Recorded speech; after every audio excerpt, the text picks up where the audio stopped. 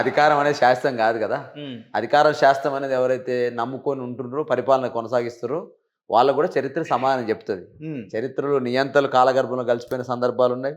అధికారం శాశ్వతం అని చెప్పేసి ఇర్రవీగిన వాళ్ళు కింద పడ్డ పాతాళలోకాన్ని దిగబడ్డ వాళ్ళున్నారు. ఇది ఎవరినో ఉద్దేశించి చెప్తున్నట్టున్నది నాకు. నేను ఎవరినే ఉద్దేశించి చెప్పట్లే. ఈరోజు పరిపాలకుల గురించి చెప్తున్నాను నేను. అదే అంటున్నా.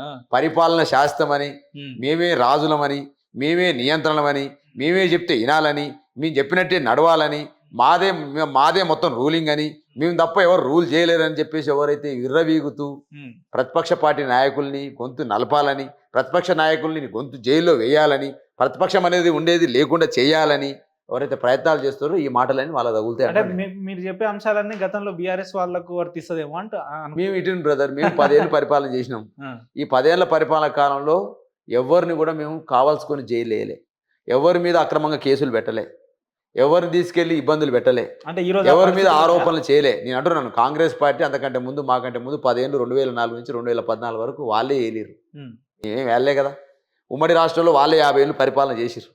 అట్లని మేము తెలంగాణ రాష్ట్రాన్ని ఎట్లా అభివృద్ధి చేయాలి, తెలంగాణ రాష్ట్రంలో జరుగుతున్నటువంటి ఏదైతే అతలాకుతలమైందో, ఉమ్మడి ఆంధ్రప్రదేశ్లో అతలాకుతలమైన వ్యవస్థలు ఏదైతే ఉన్నాయో, అది వ్యవసాయం కావచ్చు, అది రైతాంగం కావచ్చు, అది నీరు విషయంలో కావచ్చు, తాగునీరు కావచ్చు, సబ్బండ వర్గాల ప్రజలు ఎవరైతే అన్ని రంగాలలో వెనుకబడి ఉన్నారో వెనుకబడిన వర్గాలను ముందు తీసుకురావడం కోసం, పురోగతి పెంచడం కోసం మా ప్రయత్నం చేస్తే, ఇవాళ వచ్చిన ప్రభుత్వము ఎట్లా దాన్ని కిందికి దించాలి, ఎట్లా అభివృద్ధిని మొత్తం కూడా అడ్డుకట్ట వేయాలి, ఈ అభివృద్ధి అనే దాని మీద కాకుండా పగలు ప్రతీకారాలు, దీనికే పెద్ద క్యాపిటల్, దానికి ఒక ఏమంటారు దాన్ని సినిమాలలో డైలాగులు పెట్టిన అంటారు కదా, క్యాప్షన్ అంటారు చూసినావా, దానికి ఇవన్నీ అంటే ఇవన్నీ చేసే పనులేమో ఒక తీరుగున్నవి, చెప్పేది మాత్రం పెద్ద క్యాప్షన్ మాత్రం ప్రజాపాలన.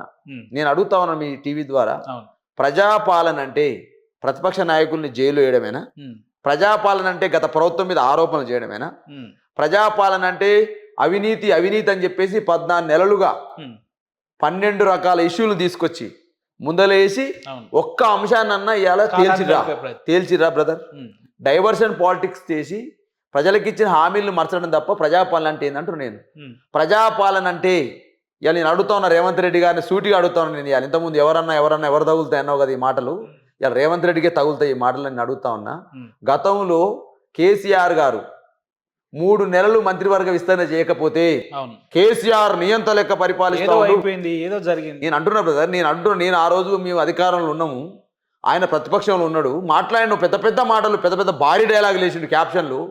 ఆ రోజు అన్నాడు కదా, ఏందా కేసీఆర్ నియంత కాదా, కేసీఆర్ నీరో చక్రవర్తి లెక్క వ్యవహరిస్తుండు కదా, కేసీఆర్ ఎందుకు మంత్రివర్గ విస్తరణ చేస్తలేడు అన్నావు కదా రేవంత్ రెడ్డి. ఇవాళ సిగ్నేచర్ స్టూడియో ద్వారా నీకు సవాల్ ఇస్తుతా ఉన్నా, 14 నెలలైంది మంత్రివర్గ విస్తరణ లేదు. ఆ రోజు అన్నావు కదా సామాజిక న్యాయం 7వ గ్యారంటీ, మా ప్రజాపాలనలో అన్ని కులాలకు న్యాయం జరుగుతుంది అన్నావు కదా. ఇలా లంబాడ సంబంధించిన మంత్రి ఉండా బ్రదర్, మైనార్టీ సంబంధించిన మంత్రి ఉండా బ్రదర్, గొల్ల కుర్మలకు సంబంధించిన మంత్రి ఉండా బ్రదర్, మున్నూరు కాపులకు సంబంధించిన మంత్రి ఉండా బ్రదర్, బీసీలలో మంత్రులు ఉండా బ్రదర్? నేను అడుగుతాను నేను ఇలా ముదిరాజులకు సంబంధించి మంత్రి ఉండా బ్రదర్? నీ యొక్క సర్వే చేసినావు కదా కులగన సర్వేలో బీసీలలో టాప్ ముదిరాజులు, తర్వాత యాదవులు, గొల్ల కుర్మలు అన్నావు కదా. 51% పైగా ఉన్న బీసీలలో టాప్ కులాలైనటువంటి ముదిరాజులు మంత్రి లేడు, గొల్ల కుర్మలు మంత్రి లేడు. ఇక నీదేం పరిపాలన? ప్రజాపాలన ఎట్లా? తుగ్లక్ పాలన అయిద్దని నేను అంటా ఉన్నా. ఇంకోటి బ్రదర్, కేసీఆర్ అప్పులు చేసిండని చెప్పేసి లోటపిట్ట లెక్క మొత్తుకునే రేవంత్ రెడ్డి మరి ఈ యొక్క 14 నెలల్లో 1,47,000 కోట్ల అప్పు చేసావు కదా. ఎవరి కోసం చేశావు? ఎందుకోసం పనిచేశావు? ఏ సంక్షేమం కోసం పనిచేశావు? నేను అంటా ఉన్నా బ్రదర్, నేను ఏమంటాను బ్రదర్, ఏ ప్రభుత్వమైనా, ఏ ప్రభుత్వాలు వచ్చినా, ఏ ప్రభుత్వాలు మారినా, ముఖ్యమంత్రులు మారినా, ఆ ప్రభుత్వం చేసినటువంటి స్కీములు కానీ, ఆ ప్రభుత్వం చేసినటువంటి విధానాలు కానీ, ఆ ప్రభుత్వం చేసినటువంటి ఎండార్స్మెంట్ కానీ, ఆ ప్రభుత్వం చేసినటువంటి అప్పులు కానీ ఖచ్చితంగా మీద పడతాయి. ఇవాళ మీ బ్రదర్, నేను అడుగుతాను మీ టీవీ ద్వారా, మీ నాన్న అప్పు చేసిండు, కొడుకు బాధ్యత ఉండదా? గవర్నమెంట్ కూడా గంతే బ్రదర్. ఇవాళ నేను అడుగుతా ఉన్నా రేవంత్ రెడ్డిని, అప్పులు చేసిన అన్నావు, నువ్వు అప్పులు చేస్తా ఉన్నావు, మంత్రివర్గ విస్తరణ చేస్తలేడన్నావు, మంత్రివర్గ విస్తరణ నువ్వు చేయట్లేవు. మరి ఇవాళ రేవంత్ రెడ్డి గారు ఇవాళ స్కీములు ఎత్తేయడం తప్ప ఇంకొక కార్యక్రమం ఏమైనా ఉందా? ఈయన ప్రత్యేక స్కీమ్ పెట్టిన ఏంది? స్కీములు ఎత్తేయడం. ఇవాళ కేసీఆర్ పెట్టిన రైతు బంధుని ఎత్తేయాలి, కేసీఆర్ కిట్ని ఎత్తేయాలి, కేసీఆర్ పెట్టిన న్యూట్రిషన్ కిట్ని ఎత్తేయాలి, కేసీఆర్ పెట్టిన దళిత వర్గాల అభ్యున్నతి కోసం పెట్టిన దళిత బంధుని ఎత్తేయాలి, కేసీఆర్ పెట్టినటువంటి బీసీ బంధుని ఎత్తేయాలి, కేసీఆర్ పెట్టిన రిజర్వేషన్లు ఎత్తేయాలి. అన్యాయంగా బ్రదర్. అంటే కేవలం సంవత్సరంలోనే మీరు ఈ మార్పు గమనిస్తున్నారా అంటున్నారు? 14 నెలల్లో జరుగుతూ ఉంది కదా. 14 నెలల్లో బ్రదర్ నేను అడుగుతా ఉన్నాను. ఒకవైపు వాళ్ళ నాయకుడేమో ఈ దేశంలో మోదీ అదాని కలిసి మొదానండి అని చెప్పేసి వాళ్ళ నాయకుడు రాహుల్ గాంధీ గారు మాట్లాడతారు.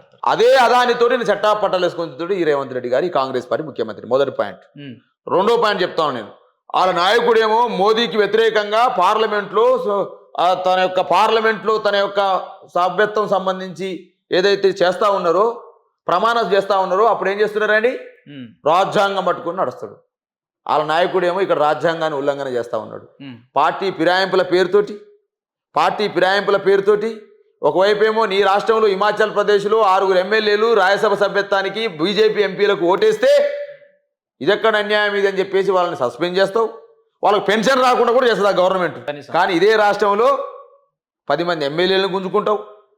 ప్రతిపక్ష పార్టీ నుంచి గుంజినటువంటి ఎమ్మెల్యేలను అధికార పార్టీ ఎమ్మెల్యే చేసి పిఎస్సి చైర్మన్ ఇస్తావు, ప్రభుత్వ సలహాదారులు ఇస్తావు. రాజ్యాంగం ఉల్లంఘిస్తుంది ఎవరే? రాహుల్ గాంధీ.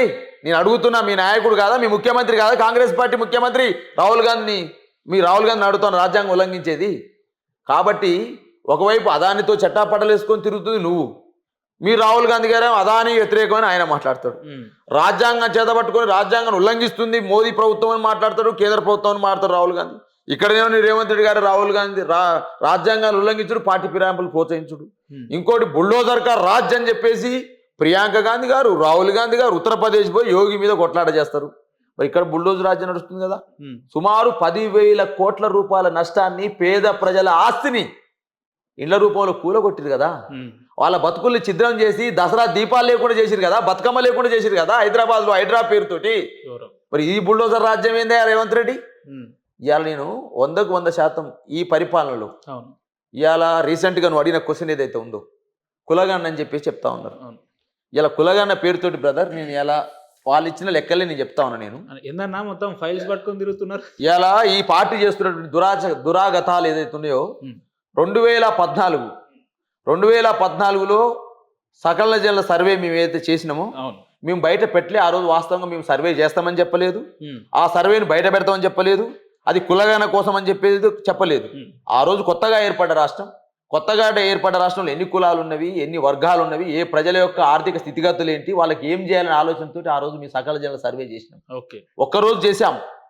సుమారు ఆ రోజు బ్రదర్ని అంటా ఉన్నాను, మీ పాపులేషన్ గుర్తిస్తే బీసీల జనాభా 1,85,61,856 బ్రదర్. ఆ రోజు 51% ఆ రోజు బీసీల జనాభా మాత్రమే. ఈ రోజు వీళ్ళు బీసీల జనాభాని వీళ్ళు చూయించింది 1,64,09,179. 1,64,00,000 ఎక్కడ, 1,85,00,000 ఎక్కడ? 21,52,677 మంది బీసీలను ఉచితార్థంగా చంపేసిరు వీళ్ళు. ఊరికనే చంపేసినట్టే కదా మరి. ఇప్పుడు లెక్కలు జనాభా వృద్ధి రేటు ప్రకారం గ్రోత్ రేట్ ప్రకారం 1.35% పెరుగుతుంది ఎవ్రీ ఇయర్. ఆ లెక్క చూసుకున్నా ఇలా 30 నుంచి 40 లక్షల జనాభా ప్రతిపక్ష నాయకుల ఎవరు బీసీల జనాభా పెరగాల్సింది పోయి తగ్గింది. అదేవిధంగా ఎస్సీల జనాభా మేము ఆ రోజు సకల జనుల సర్వే చేసినప్పుడు 63,60,158 సంబంధించిన జనాభా ఎస్సీ జనాభా ఉంటే పాపులేషన్ 18% అని మీరు ఆ రోజు ప్రకటిస్తే ఈరోజు ఎస్సీల జనాభా 61,84,319 మాత్రమే, 17.43% మాత్రమే చూపెట్టారు. వాళ్ళను ఎస్సీలను కూడా 1,75,839 మంది చంపేసారు. ఎస్టీలకు సంబంధించి ఆ రోజు 36,02,288 మంది జనాభాను చూపించినాం మేము. ఈరోజు వీళ్ళు 37,05,929 మంది చూపించారు. 1 లక్ష జనాభా పెరిగినట్టు చూసారు. ఓసీల జనాభానేమో 8 నుంచి 13 పెరుగుతుంది, ఎస్టీల జనాభా మాత్రం 1 లక్ష మాత్రం పెరుగుతుంది. బ్రదర్ నేను అడుగుతా ఉన్నాను, ఈ రాష్ట్రంలో జరిగినటువంటి కులగణ సర్వే మీరు చేస్తున్న తీరు ఏదైతే ఉందో ఇవాళ 100కు 100% ఎస్సీల జనాభాను, ఎస్టీల జనాభాను, బీసీల జనాభాను తగ్గితే అన్న ఒక ప్రభుత్వం ప్రతిష్టాత్మకంగా చేపట్టిన ఈ కులగణన ఏదైతే ఉందో ఇందులోనే ఈ రకంగా ఇంత తప్పులు ఉంటే మరి రాష్ట్రం నడుపుతున్న రాష్ట్ర వ్యవస్థలో ఇంకెంత తప్పులు ఉండొచ్చు? మీరు అంటా ఉన్నాను ప్రతిష్టాత్మకం అని మీరు అంటా ఉన్నారు. కుక్కలు ఉంటే కూడా పారిపోయారు. ఎందుకు చేయలేరా సర్వే అని అడిగారు ఒక పెద్ద మనిషిని విలేకరి. కుక్కలు ఉన్నాయి ఆ ఇంట్లోకి పోలే అన్నారు. కుక్కలు ఉంటే ఆ ఇంటికి పోరా? కుక్కలు తరిమేసినాయట, అందుకని సర్వే చేయలేరట. హాస్యాస్పదం ఇది. బీసీ కమిషన్ చైర్మన్ గా పనిచేసినటువంటి నిరంజన్ గారు 3,63,323 మంది సంబంధించిన కుటుంబాలను మీరు సర్వే చేయలేము, 16 లక్షల మంది సర్వేలో పాల్గొనలేరు అని చెప్పేసి ఆయన చెప్తున్నారు. వాళ్ళ సంబంధించినటువంటి ప్రభుత్వ సలహాదారుడైన కేశవరావు గారు, వాళ్ళ నిరంజన్ గారు, వాళ్ళ బీసీ మంత్రులు ఎమ్మెల్యేలు ఆది శ్రీనివాస్ గారు, వీళ్ళందరూ వెళ్ళి పొన్నం ప్రభాకర్ పోయి అయ్యా తప్పుల తడకగా ఉంది ఈ సర్వే అంతా, మీరు దయచేసి రీసర్వే చేయండి అని చెప్పేసి వాళ్ళు కోరుతా ఉన్నారు. భారత రాష్ట్రం తరఫున కూడా మేము కూడా రీసర్వే చేయమని మేము కోరుతా ఉన్నాం. ఒకవైపు వాళ్ళ ఎమ్మెల్సీగా గెలిచి వాళ్ళ పార్టీ నుంచి గెలిచిన వాళ్ళ ఎమ్మెల్సీ ఏమంటుండు, ఈ సర్వే తప్పయా, దీన్ని తగలబెట్టండి అని చెప్పేసి వాళ్ళ ఎమ్మెల్సీ అంటున్నాడు. రేవంత్ రెడ్డి ఏమో మేము గొప్పగా చేసినాం, ఇక మా అంత మహానుభావుడే లేడు, మా అంత తీస్మాన్కారు లేడు అని చెప్పి రేవంత్ రెడ్డి అంటాడు. మరి ఎవరిని నమ్మాలి ఇలా? నేను ఇంకోటి కూడా అడుగుతా ఉన్నా, మీరు వేసింది బీసీ కులగణన తేల్చడం కోసం ఎవరి ద్వారా తేల్చాలనుకున్న డెడికేషన్ కమిషనే కదా. డెడికేషన్ కమిషన్ చెప్పాల్సిన లెక్కల్ని నీ మంత్రివర్గ ఉపసంఘం ఉత్తమ్ కుమార్ రెడ్డి చెప్తాడే? నేను అడుగుతున్నా, నేను మీ జీవితాలు అడుగుతా ఉన్నా, ఇది ఎంత అన్యాయం అంటే డెడికేషన్ కమిషన్ వేసింది మీరు లెక్కలు తేల్చడం కోసం వేశారు, సర్వే చేయడం కోసం వేశారు. సర్వే వివరాలు చెప్పాల్సింది ఎవరు? ప్రెస్ మీట్ పెట్టి ఎవరు చెప్పాలి? నువ్వు శాసనసభలో నువ్వు చెప్తావు, ముఖ్యమంత్రి చెప్పొచ్చు, నీవు మంత్రివర్గ ఉపసంఘం సంబంధించిన వాళ్ళు చెప్పొచ్చు. ఇవాళ ప్రెస్కి చెప్పాల్సింది ఎవరు? డెడికేషన్ కమిషన్ చెప్పాలి. ఎందుకంటే వాళ్ళు ప్రజల దగ్గరికి పోయారు కాబట్టి, వాళ్ళు సర్వే చేసారు కాబట్టి, వాళ్ళకి వచ్చిన ఇబ్బందులు ఏంది చెప్పాలి, ఎటువంటి అవగాహన ఉందో అవగాహన కలిగించారో చెప్పాలి. మంత్రివర్గ ఉపసంఘం ఉత్తమ్ కుమార్ చెప్పడం అంటే ఏందన్నట్టు లెక్కల్ని మ్యాల్పులేట్ చేయడమే, లెక్కల్ని తప్పుగా చేయడమే. కాబట్టి ఇవాళ సకల జనుల సర్వే వీళ్ళేదైతే కులగణన చేశారో ఈ కులగణనని తప్పులు తడకగా ఉంది, మళ్ళీ రీసర్వే చేయమని బీఆర్ఎస్ పార్టీ డిమాండ్ చేస్తూ ఉంది.